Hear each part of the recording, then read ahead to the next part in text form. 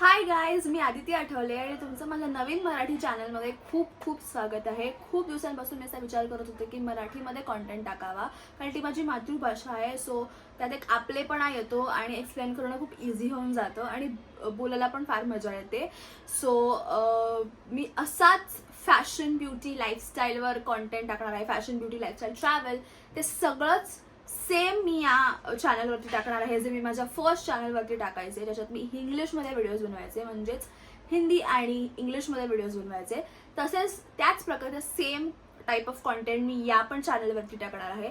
पण जस्ट हा exclusive Marathi channel आहे, यावरती फक्त मराठी कॉन्टेंट येणार आहे.